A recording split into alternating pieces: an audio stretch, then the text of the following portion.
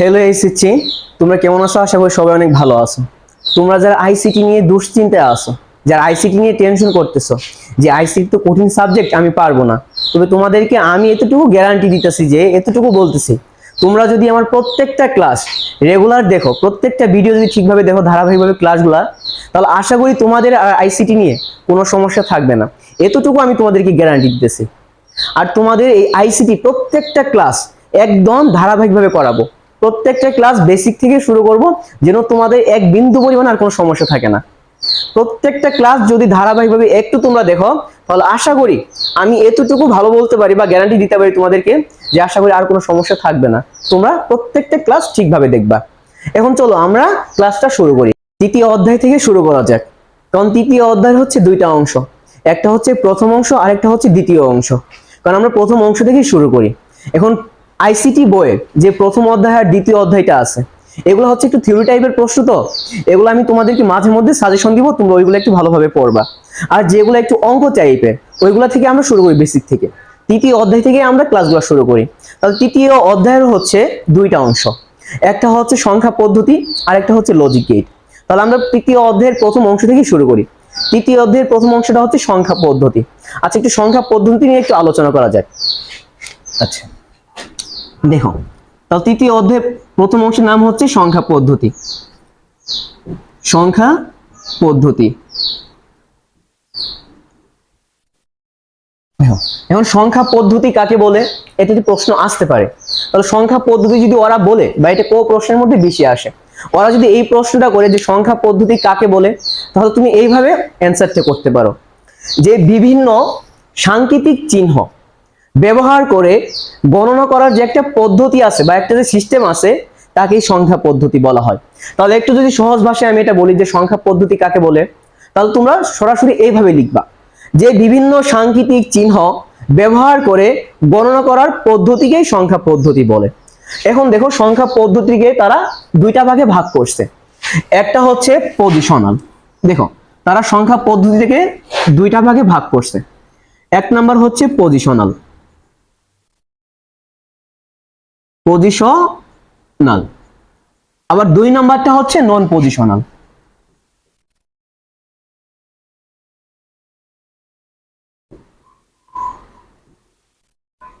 নন positional. এখন দেখো, সংখ্যা পদ্ধতি করা দুইটা ভাগে ভাগ করছে। একটা হচ্ছে পজিশনাল সংখ্যা পদ্ধতি আর একটা হচ্ছে নন পজিশনাল সংখ্যা পদ্ধতি। এখন পজিশনাল সংখ্যা পদ্ধতি আবার কাকে বলে, এখানে একটু তোমরা খেয়াল করো, যে আমি যদি এই পজিশনাল সংখ্যাটা একটু ভালোভাবে তোমাদেরকে বলি, তো নন পজিশনালটা ওইভাবে না বললেও তোমরা পারবে। তাহলে পজিশনালটা এখন কাকে বলে, যে সংখ্যা পদ্ধতি নির্দিষ্ট মান আছে বা স্থানীয় মান আছে, তাকে পজিশনাল সংখ্যা পদ্ধতি বলা হয়। তাহলে এখন নন পজিশনালটা কাকে বলে, যদি এর নির্দিষ্ট স্থানীয় মান থাকে, তাকে পজিশনাল সংখ্যা পদ্ধতি বলা হয়। তাহলে যার কোনো নির্দিষ্ট মান নাই, তাকেই তো নন পজিশনাল বলা হয়। তাহলে এখন পজিশনাল সংখ্যা পদ্ধতি তুমি কিভাবে অ্যান্সার করবা, যদি কোনো প্রশ্নের ভিতরে আসে যে পজিশনাল সংখ্যা পদ্ধতি কাকে বলে, তাহলে তুমি এইভাবে লিখবা, যে যে সংখ্যা পদ্ধতির নির্দিষ্ট বা স্থানীয় মান আছে, তাকেই পজিশনাল সংখ্যা পদ্ধতি বলে। আর নন পজিশনাল কাকে বলবা, যে সংখ্যা পদ্ধতি নির্দিষ্ট কোনো মান নেই বা নির্দিষ্ট কোনো স্থানীয় মান নেই, তাকে নন পজিশনাল সংখ্যা পদ্ধতি বলে। তাহলে পজিশনাল সংখ্যা পদ্ধতি কোনগুলা দেখে একটু দেখে আসি। এই পজিশনাল সংখ্যাগুলো হচ্ছে, আমরা যে শূন্য থেকে যে 1 2 3 4 5 6 7 8 9, আমি যে এখান থেকে 0 থেকে 9 পর্যন্ত সংখ্যাগুলো লিখছি, এগুলো হচ্ছে পজিশনাল। প্রত্যেকটা সংখ্যারই কি নির্দিষ্ট পজিশন আছে। কারণ এইখানে দেখো তো, এইগুলো যে আমি তোমাদেরকে লিখে বুঝাইলাম যে পজিশনাল সংখ্যা পদ্ধতি, এখন প্রত্যেকটা সংখ্যা তোমরা বুঝবা কেমনে যে পজিশন আছে। আচ্ছা, এখানে দেখো নিচে আমি দুইটা সংখ্যা লিখলাম, একটা হচ্ছে, আচ্ছা দেখো, তাহলে এইখানে আমি লিখছি কত, 35 লিখছি। আচ্ছা, দুইটা সংখ্যা লিখছি, দেখো তো এর নির্দিষ্ট পজিশনটা কি, এর পজিশন হচ্ছে একক। কারণ এর নির্দিষ্ট যে একটা মান আছে বা নির্দিষ্ট যে একটা পজিশন আছে, তার নাম হচ্ছে একক। তাহলে এর পজিশনের নাম হচ্ছে কি, দশক। তাহলে দেখো তো, এই দুইটা মিলেই কিন্তু আমাদের 35 সংখ্যা গঠন করছে। কারণ এই 5-এর একটা নির্দিষ্ট স্থান হচ্ছে, তার নাম হচ্ছে একক। আবার এই 3-এর নির্দিষ্ট স্থান যে একটা আছে, তার নাম হচ্ছে দশক। কারণ এই দশক আর একক মিলেই যা সংখ্যা গঠন করছে, তাইকেই আমরা 35 সংখ্যা বলি। আচ্ছা, তাহলে আমরা যে এতটুকু সংখ্যাটা লিখছি এগুলো হচ্ছে আমাদের পজিশনাল সংখ্যা পদ্ধতি। বা আমি তোমাদেরকে যদি এভাবে একটু বোঝায় বলি যে আচ্ছা আমরা বর্তমানে যে সংখ্যাগুলো ব্যবহার করি বা বর্তমানে যে সংখ্যাগুলো প্রচলিত আছে তারাই হচ্ছে পজিশনাল সংখ্যা পদ্ধতি। কেন? কারণ এগুলোই তো আমরা এখন ব্যবহার করতেছি, যাদের নির্দিষ্ট পজিশন আছে বা নির্দিষ্ট স্থানীয় মান আছে তাদের দ্বারাই আমরা ব্যবহার করতেছি। কারণ আমরা যে কোনো সংখ্যা বা যে কোনো টাকা পয়সা বলো, যে কোনো কোনো কিছু হিসাব করার জন্য আমরা এই সংখ্যাগুলো কি করি, ব্যবহার করি। কারণ এই নির্দিষ্ট পজিশন আছে, কারণ বর্তমানে এগুলো আমরা প্রচলিত আছে, তাহলে এগুলাকে কি বলা হবে, পজিশনাল সংখ্যা পদ্ধতি, তাই না? তাহলে আবার যদি একটু নন পজিশনাল গুলা খেয়াল করি, যে নন পজিশনাল গুলা কোনগুলা, তাহলে নন পজিশন আমি যদি তোমাকে কয়েকটা সংখ্যা লিখি, যে ধরো আচ্ছা খ্রিস্টপূর্ব যে 4000 বছর আগে তারাও তো সংখ্যাগুলা ব্যবহার করতো, তারা কি সংখ্যাগুলা ব্যবহার করতো না? হ্যাঁ, অবশ্যই সংখ্যাগুলা ব্যবহার করতো। কারণ দেখো আমরা এখন যদি আমাদের যদি কোনো বাড়িতে দেখো যে 5টা 10টা গরু আছে বা ছাগল আছে বা এরকম যদি দেখো, তাহলে কি আমরা কি এই 4টা 5টা হিসাব করি না? অবশ্যই হিসাব করি। আমাদের যখন 4টা ছাগল থাকে তখন আমরা কি করি, এই 4 লিখি। তাহলে দেখো ওই সময় যে খ্রিস্টপূর্ব 4000 বছর আগে যাদের 4টা গরু ছিল, যাদের 4টা ছাগল ছিল, তারা কি হিসাব করতো না? হ্যাঁ, হিসাব করতো, কিন্তু তাদের হিসাব করার ব্যাপারটা ছিল একটু আলাদা বা সিস্টেমটা ছিল কি একটু আলাদা, কারণ তারা নন পজিশনাল সংখ্যাটা ব্যবহার করতো। কিভাবে ব্যবহার করতো? আচ্ছা কয়েকটা সংখ্যা লিখে দেখো। যেমন এরকম সংখ্যা তারা ব্যবহার করতো যে এই ফুটা দিয়ে 1 বুঝাইতো, যে এই ফুটা দিয়ে 2 বুঝাইতো, এই ফুটা দিয়ে 3 বুঝাইতো, এরকম সংখ্যাগুলো ডট ডট ব্যবহার করতো। আবার কোনো কোনো সভ্যতায় এরকম দেখা গেছে যে এরকম একটা দাঁত দিয়ে 1 বুঝাইতো, এরকম দিয়ে 2 বুঝাইতো, এরকম দিয়ে 3 বুঝাইতো। তাহলে ডট ডট এরকম সংখ্যাও তারা কি করতো, ব্যবহার করতো। কিন্তু তারা এই যে মাঝে মধ্যে আবার এরকম দেখা যায় যে এরকম সংখ্যা দিয়ে তারা 5 ব্যবহার করতো, আর এরকম সংখ্যা দিয়ে তারা কি করতো, 10 ব্যবহার করতো। কারণ এগুলো হচ্ছে নন পজিশনাল। কেন নন পজিশনাল সংখ্যাগুলা একটু দেখো, তারা তারা তো এইভাবে হিসাবগুলা করতো। কারণ এই নন পজিশনাল গুলা হচ্ছে তোমার একাধিক সংখ্যা মিলে তারা একটা সংখ্যা গঠন করতে পারে। যাদের কোনো নির্দিষ্ট মান নাই তারা চাইলে একটা সংখ্যা দিয়ে একটা মান গঠন করতে পারে না। হ্যাঁ পারে, যেমন বলতে পারো যে স্যার বা ভাই যে প্রথম সংখ্যা যে 1 লিখছেন এটা দ্বারা তো 1 প্রকাশ করছে, হ্যাঁ এটা দ্বারা 1 প্রকাশ করছে, বাট এদিকে একটু খেয়াল করো তো, দেখো 3টা তো তারা কিভাবে প্রকাশ করছে, তিনটা তারা দাগ কাইটে প্রকাশ করছে। তারা 4 কিভাবে লিখছে, 4টা ওইভাবে লিখছে, 4টা দাগ কাইটে প্রকাশ করছে। আর 5 কি লিখছে, 5 এরকম করে কি করছে, 4টা দাগ কাইটে মাঝখানে একটা কি দিছে, দাগ দিছে। কেন? তারা এই নন পজিশনাল সংখ্যাগুলা অনেকগুলা সংখ্যা মিলে একটা সংখ্যা গঠন করছে, বিদায় এগুলা হচ্ছে আমাদের কি নন পজিশনাল। কারণ এগুলা নির্দিষ্ট কোনো স্থানীয় মান নেই, এর জন্য তাদেরকে নন পজিশনাল বলা হয়। তাহলে আমি যদি তোমাদেরকে বলি, তোমরা এইভাবে অ্যানসারটা করতে পারো যে বর্তমানে আমরা যে সংখ্যাগুলা ব্যবহার করি না বা বর্তমানে যে সংখ্যাগুলো দেখা যায় না তাদেরকে নন পজিশনাল সংখ্যা পদ্ধতি বলে বা নন পজিশনাল সংখ্যাগুলো বলে। এখন তোমাদের বহু নির্বাচনী প্রশ্নতে এইভাবে আসতে পারে যে উদ্দীপকে যে নিচের নন পজিশনাল সংখ্যা কোনটি। তাহলে একটা জিনিস সবসময় খেয়াল করবা যে বর্তমানে আমরা যে সংখ্যাগুলো ব্যবহার করতেছি সেগুলো হচ্ছে পজিশনাল। তাহলে যদি এরকম কোনো 1 দেখো বা এরকম ডট ডট দেখো, 2 দেখো বা এরকম যদি এরকম দাগ কাটা দেখো, সেগুলো হচ্ছে নন পজিশনাল। তাহলে নন পজিশনাল কিভাবে একটু চিনবা, একটু তোমাদেরকে বোঝাই। তাহলে দেখো তো, পজিশনাল আমরা দুইটা মিলে কি গঠন করছি, 35 সংখ্যা গঠন করছি। আচ্ছা আমি যদি তোমাকে একটু ছোট্টভাবে বোঝাইতে যাই, তাহলে আমি দেখো তো এই 35টা যদি আমি এটা এইভাবে লিখি যে আমাদের 35টা প্রকাশ হয়ে গেছে, হ্যাঁ কারণ এটা হচ্ছে আমাদের একটা নন পজিশনাল সংখ্যা, তা প্রকাশ হয়ে গেছে। আর যাদের পজিশন আছে, আমরা যে এটাকে পজিশনাল সংখ্যাটা বললাম, এদের তো পজিশন আছে। তাহলে আমি যদি তোমাকে এইভাবে একটু বলি যে 10 লিখবা, যে 10 লিখছো, এখানেও 10 লিখছো, এখানেও 10 লিখছো, এখানে 5 লিখছো, তুমি এটাকে 35 প্রকাশ করতেছো। এটা কি কেউ বিশ্বাস করবে? এটা আদৌ কেউ বিশ্বাস করবে না। কেন? কারণ এর নির্দিষ্ট একটা স্থানীয় মান আছে, এর মান একক, এর মান দশক, এর মান শতক, এর মান হাজার, এরকম করে মানটা কি চলে গেছে, কারণ এদের নির্দিষ্ট পজিশন আছে, কারণ এদেরকে তাই এর জন্য পজিশনাল সংখ্যা পদ্ধতি বলা হয়। আশা করি তোমরা এতটুকু এটা বুঝতে পারছো যে পজিশনাল সংখ্যা কোনগুলা আবার নন পজিশনাল কোনগুলা। তাহলে এইভাবে অ্যানসারটা করতে পারো যে পজিশনাল সংখ্যা পদ্ধতি কাকে বলে, যে আমাদের বর্তমানে যেগুলো আমরা সংখ্যা ব্যবহার করতেছি এটাই হচ্ছে আমাদের পজিশনাল সংখ্যা পদ্ধতি। এতটুকু তো বুঝতে পারছো। আচ্ছা চলো আমরা তারপরে সংখ্যাগুলো একটু দেখি।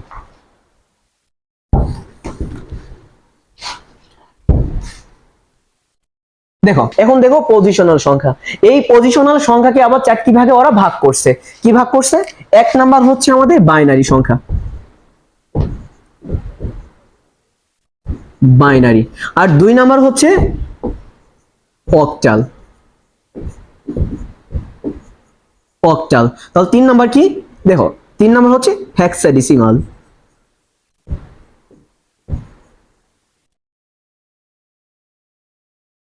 হেক্সাডেসিমাল। তাহলে 4 নাম্বারটা কি, 4 নাম্বারটা হচ্ছে দশমিক। এই চারটা হচ্ছে আমাদের কি পজিশনাল সংখ্যা পদ্ধতি। কেন? কারণ এই চারটারে নির্দিষ্ট পজিশন আছে বা নির্দিষ্ট স্থানীয় মান আছে, তাই এই চারটাকে কি বলা হয়, পজিশনাল সংখ্যা পদ্ধতি বলা হয়। তাহলে পজিশনাল সংখ্যা পদ্ধতি কয় প্রকার, যদি প্রশ্নের ভিতরে আসে কি লিখবা, যে 4 প্রকার। এইখানে তোমার আরেকটা প্রশ্ন আসে, দেখো তাহলে এইখানে প্রত্যেকটা সংখ্যার কি আছে, বেস বা ভিত্তি আছে। দেখো বাইনারির বেস বা ভিত্তি হচ্ছে 2, অক্টালের বেস বা ভিত্তি হচ্ছে কত, 8, হেক্সাডেসিমালের বেস বা ভিত্তি হচ্ছে কত, 16, এবং দশমিকের বেস বা ভিত্তি হচ্ছে কত, 10। এখানে একটা ছোট্ট প্রশ্ন তোমাদেরকে আমি বলি, এখানে একটা প্রশ্ন আসতে পারে যে এখানে আমাদের যে এই যে আমরা যে binary base, octal base, hexadecimal base, এই দশমিক যে বেসগুলো ব্যবহার করলাম, এই চারটা হচ্ছে আমাদের বেস। তাহলে তোমাদের আরেকটা বহু নির্বাচনী প্রশ্ন তো এভাবে আসে যে বেজের উপর ভিত্তি করে সংখ্যা পদ্ধতি কয় প্রকার। যদি এটা আসে যে বেজের উপর ভিত্তি করে সংখ্যা পদ্ধতি কয় প্রকার, তাহলে তুমি বলবা যে বেজের উপর ভিত্তি করে আমাদের সংখ্যা পদ্ধতি হচ্ছে 4 প্রকার। আবার যদি ওরা বলে যে বেজের উপর ভিত্তি করে সংখ্যা পদ্ধতি 4 প্রকার, কি কি বলো, তাহলে তুমি বলবা বাইনারি, অক্টাল, হেক্সাডেসিমাল, দশমিক, এগুলা বলবা। এখন প্রশ্ন আসতে পারে যে বাইনারি সংখ্যা পদ্ধতি কাকে বলে, অক্টাল সংখ্যা পদ্ধতি কাকে বলে, হেক্সাডেসিমাল সংখ্যা পদ্ধতি কাকে বলে, দশমিক সংখ্যা পদ্ধতি কাকে বলে। আচ্ছা, যদি বাইনারি সংখ্যা পদ্ধতি বলে যে কাকে বলে, তাহলে তুমি কিভাবে অ্যানসার করবা। আচ্ছা, তার আগে ছোট্ট আরেকটা জিনিস একটু খেয়াল করো তোমরা। তাহলে দেখো তো এখানে এই বাইনারি বেস বা ভিত্তি যে 2 লিখছি, এই কেন এই বেস বা ভিত্তি 2 লিখছি, বা বাইনারি বেস বা ভিত্তি 2 কেন হইছে, এটি একটা প্রশ্ন থাকার কথা। তাহলে দেখো তো এই বাইনারি বেস বা ভিত্তি 2 এর জন্য হইছে কারণ বাইনারির মৌলিক সংখ্যা হচ্ছে 2টি। ওইটির কথা বললাম, বাইনারি মৌলিক সংখ্যা হচ্ছে 2টি, এতটুকু ভালোভাবে খেয়াল করবা। কারণ এই প্রত্যেকটা সংখ্যার যদি মৌলিক সংখ্যাগুলো তুমি যদি ভালোভাবে খেয়াল করতে পারো, তাহলে পরবর্তীতে তোমার অঙ্ক করতে আর কোনো সমস্যা হবে না। তাহলে দেখো বাইনারি মৌলিক সংখ্যা কয়টি বললাম, 2টি। কি কি, এই 0 আর 1, এই দুইটা হচ্ছে আমাদের বাইনারি মৌলিক সংখ্যা। কারণ এই 0 আর 1 ছাড়া বাইনারি আর কোনো সংখ্যা পদ্ধতি বোঝে না। তুমি যদি বাইনারিকে 2ও দাও, সে কি করবে না, গ্রহণ করবে না। কেন? বাইনারির মৌলিক সংখ্যা হচ্ছে 2টি। তাহলে এর জন্য বাইনারি যেহেতু মৌলিক সংখ্যা 2টি, এর জন্য বাইনারি বেস হচ্ছে কত, 2। এখন যদি প্রশ্ন আসে, আচ্ছা তার আগে আরেকটু এই অক্টাল সংখ্যা মৌলিক সংখ্যা বা হেক্সাডেসিমালের মৌলিক সংখ্যা, দশমিকের মৌলিক সংখ্যা, এগুলো আরেকটু একটু দেখে নেই। তাহলে দেখো তো অক্টাল সংখ্যার মৌলিক সংখ্যা কয়টি, অক্টালের মৌলিক সংখ্যা হচ্ছে আমাদের 8টি। এই 8টা মৌলিক সংখ্যা বিদায় অক্টালের বেস বা ভিত্তি কত হচ্ছে, 8। তাহলে এই 0 থেকে শুরু করে 1 2 3 4 5 6 7। তাহলে দেখো তো এই যে অক্টালের মৌলিক সংখ্যা কয়টি, এই 0 থেকে 7 পর্যন্ত হিসাব করলে অক্টালের মৌলিক সংখ্যা দাঁড়ায় 8টি। এই অক্টালের মৌলিক সংখ্যা এই 8টা ছাড়া অক্টাল আর কোনো সংখ্যা বুঝে না। অক্টালকে তুমি যদি 8ও দেও, সে কি করবে না, গ্রহণ করবে না, কারণ সে অক্টালে 8 বুঝে না। এর জন্য দেখো অক্টালের মৌলিক সংখ্যা 7টি বিধায় এই অক্টালের বেস বা ভিত্তি কত, 8। তাহলে এখানে অক্টালের ভিত্তি আমি 8 দিলাম চিনার জন্য। আর একটা জিনিস সবসময় খেয়াল করবা, যদি এরকম ভিতরে ব্র্যাকেটের ভিতরে কোনো অংশে কোনো সংখ্যা দেওয়া থাকে, যদি এইখানে কোনো বেস উল্লেখ থাকে, এখানে 2ও থাকতে পারে, 8ও থাকতে পারে, যখন 2 থাকবে তাহলে ভাববা ওর তোমার এই সংখ্যাটা হচ্ছে বাইনারি সংখ্যা। আবার যদি 8 থাকে তাহলে ভাববে সংখ্যাটা হচ্ছে অক্টাল সংখ্যা। আচ্ছা দেখো তো হেক্সাডেসিমালের মৌলিক সংখ্যা কয়টি, হেক্সাডেসিমালের মৌলিক সংখ্যা হচ্ছে 16টি। দেখো এই 0 থেকে শুরু করলাম, 0 1 2 3 4 5 6 7 8 9। আচ্ছা দেখো এই 0 থেকে 9 পর্যন্ত হচ্ছে স্বাভাবিক সংখ্যা, কারণ প্রত্যেকটারই তো মৌলিক সংখ্যা আছে। এই বাইনারির মৌলিক সংখ্যা 2টি, অক্টালের মৌলিক সংখ্যা 8টি, হেক্সাডেসিমালের মৌলিক সংখ্যা কয়টি, 16টি। তাহলে দেখো তো আমি তো 9 পর্যন্ত দিছি। এখন মৌলিক সংখ্যা কিভাবে বুঝবা যে মৌলিক কোনগুলা, তাই না? যখন কোনো নির্দিষ্ট করে একটা মান থাকে সেটাকে মৌলিক বলা হয়। তাহলে একটা জিনিস খেয়াল করো তো, এদিকে আমি যদি এইখানে 9 এর পরে 10 লিখি, দেখো তো 10টা আমাদের মৌলিক না যৌগিক? হ্যাঁ, 10টা অবশ্যই হচ্ছে আমাদের যৌগিক। কেন? মৌলিক সংখ্যা হচ্ছে যখন নির্দিষ্ট কোনো একটি মান থাকে তখন তাকে মৌলিক সংখ্যা বলা হয়, আর যখন নির্দিষ্ট কোনো একটা মানের সঙ্গে আরেকটা মান যোগ হয় বা একটার সঙ্গে আরেকটা যখন দেখবা সেটা হচ্ছে যৌগিক। কেন দেখো তো, এই 1 আর 0 মিলেই কিন্তু আমাদের 10 হয়েছে, তাহলে 10টা হচ্ছে কি যৌগিক। কেন, তারা দুইজন মিলে একটা সংখ্যা গঠন করছে।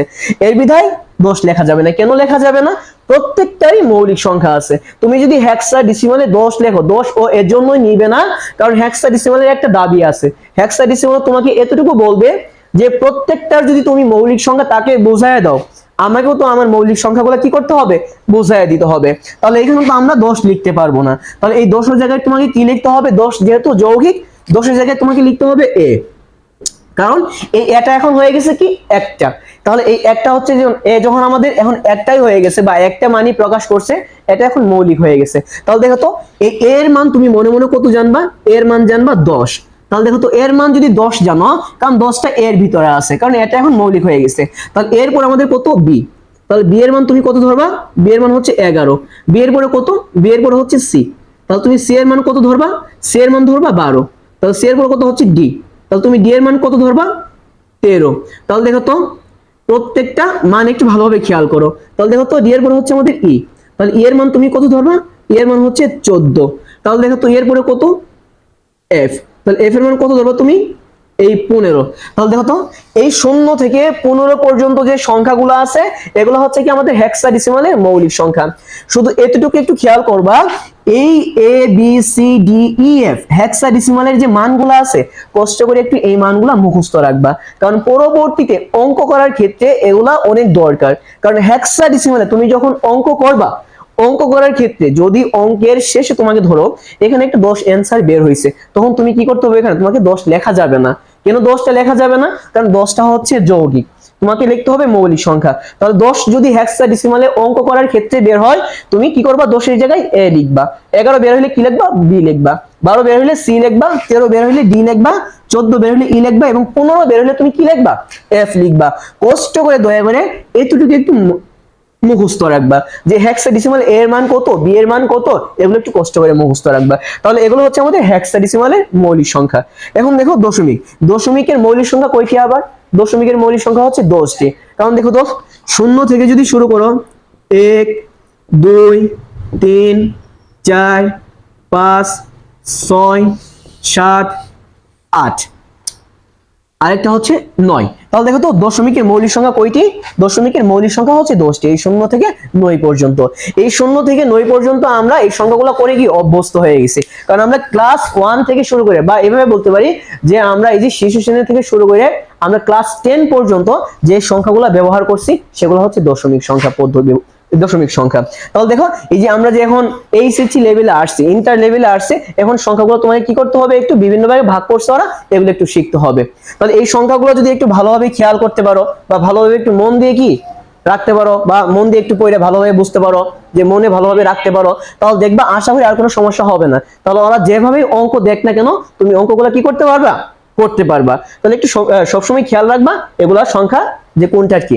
এখন দেখো আরেকটি প্রশ্ন ছিল, যে প্রথমে বলছিলাম যে বাইনারি সংখ্যা কাকে বলে, অক্টাল সংখ্যা কাকে বলে, হেক্সাডেসিমাল সংখ্যা কাকে বলে, এবং দশমিক সংখ্যা কাকে বলে, ওইগুলো একটু ছোট্ট করে বলি। দেখো তাহলে এই বাইনারি সংখ্যা কাকে বলে, যদি ওরা প্রশ্নের ভিত্তিতে বলে যে বাইনারি সংখ্যাটা কি, তাহলে তুমি এইভাবে সংখ্যা অ্যানসারটা করতে পারো যে সংখ্যা পদ্ধতির মৌলিক সংখ্যা হচ্ছে 2টি। কয়টি বললাম, যে বাইনারিটা। আচ্ছা আরেকটু বলি, যদি আমি বাইনারিটি তোমাকে একটু নির্দিষ্টভাবে ভালোভাবে বোঝায় বলি, অক্টাল হেক্সাডেসিমাল দশমিকটা তুমি নিজেই পারবা। কিভাবে পারবে একটু দেখো। তাহলে এখানে যদি ওরা বলে যে বাইনারি সংখ্যাটা কাকে বলে, তুমি এভাবে অ্যানসার করবা যে যে সংখ্যা পদ্ধতির মৌলিক চিহ্ন 2টি। মৌলিক চিহ্ন কি বললাম, যে সংখ্যা পদ্ধতির মৌলিক চিহ্ন 2টি বা বেস বা ভিত্তি হচ্ছে কত, 2, তাকে বাইনারি সংখ্যা পদ্ধতি বলে। আবারও বলতেছি যে বাইনারিটা কাকে বলে, যে সংখ্যা পদ্ধতির মৌলিক চিহ্ন হচ্ছে কয়টি, 2টি, এবং বেস বা ভিত্তি হচ্ছে কত, 2, তাকে বাইনারি সংখ্যা পদ্ধতি বলে। তাহলে অক্টালটা তুমি নিশ্চয়ই পারবা। তাহলে অক্টাল ওরা যদি বলে যে অক্টাল সংখ্যা পদ্ধতি কাকে বলে, তুমি এইভাবে বলতে পারো যে যার মৌলিক সংখ্যা হচ্ছে কয়টি, 8টি, এবং বেস বা ভিত্তি হচ্ছে কত, 8, তাকে অক্টাল সংখ্যা পদ্ধতি বলে। তাহলে হেক্সাডেসিমালে কিভাবে বলবা, যে যার মৌলিক সংখ্যা 16টি এবং বেস বা ভিত্তি হচ্ছে কত, 16, তাকে হেক্সাডেসিমাল সংখ্যা পদ্ধতি বলে। আবার যদি দশমিক বলে, যে যে সংখ্যা পদ্ধতির মৌলিক সংখ্যা হচ্ছে 10টি এবং বেস বা ভিত্তি হচ্ছে 10, তাকে দশমিক সংখ্যা পদ্ধতি বলে। কারণ আরেকটা ছোট্ট প্রশ্ন থাকতে পারে এখানে, যে আমাদের বেস বা ভিত্তিগুলা যে লিখছি, বা বেস বা ভিত্তিগুলা কি, বা বেস বা ভিত্তিগুলা কাকে বলে, যদি এইভাবে প্রশ্ন আসে যে তুমি তাহলে এইভাবে অ্যান্সারটা করবা যে মৌলিক সংখ্যার মোট চিহ্নকে বেস বা ভিত্তি বলে। তাহলে এটা কি আমাদের বেস, বাইনারি 2, অক্টালের 8, হেক্সাডেসিমালের 16, দশমিকের কত 10। তাহলে তুমি কিভাবে অ্যান্সারটা করবা যদি প্রশ্নের ভিতরে আসে যে বেস বা ভিত্তি কাকে বলে, তাহলে এইভাবে অ্যান্সার করবা যে মৌলিক চিহ্নের বা মৌলিক সংখ্যার মোট চিহ্নকে বেস বা ভিত্তি বলে। আশা করি তোমরা এতটুকু বুঝতে পারছো। এখন এরপর থেকে তোমাদের ধারাবাহিকভাবে ক্লাসগুলো দেওয়া হবে। তোমরা যদি প্রত্যেকটা ক্লাস ধারাবাহিকভাবে দেখো বা একটু যদি বোঝার চেষ্টা করো, আশা করি আর কোনো সমস্যা হবে না। যদি আমার ক্লাস দ্বারা তোমাদের একটুও উপকার হয়ে থাকে বা তোমাদের যদি ভালো লেগে থাকে যে ক্লাসগুলা তোমরা একটু বুঝতে পারো, তাহলে আমি তোমাদেরকে বলবো যে আমার চ্যানেলটা একটু সাবস্ক্রাইব করে রাখবা। কারণ প্রত্যেকটা ভিডিও যেন ছাড়ার সঙ্গে সঙ্গে বা আপলোড করার সঙ্গে তোমার ওইখানে চলে যায়, কারণ আমার ভিডিও দ্বারা যেন তোমার একটু উপকার হয়। তোমরা এই প্রত্যেকটা ভিডিও ভালোভাবে দেখবা আর ক্লাসগুলো দেখবা, আর আমার চ্যানেলটা একটু সাবস্ক্রাইব করে দিবা। আর তোমাদের ফ্রেন্ডের কাছে আমার চ্যানেলটি একটু শেয়ার করে দিবা, বা আমার ভিডিও দ্বারা যদি তোমাদের একটু উপকার হয় তোমাদের ফ্রেন্ডের কাছে একটু শেয়ার করে দাও, যেন তারাও দেখে একটু উপকার হতে পারে। আচ্ছা, ভালো থাকো। আসসালামু আলাইকুম।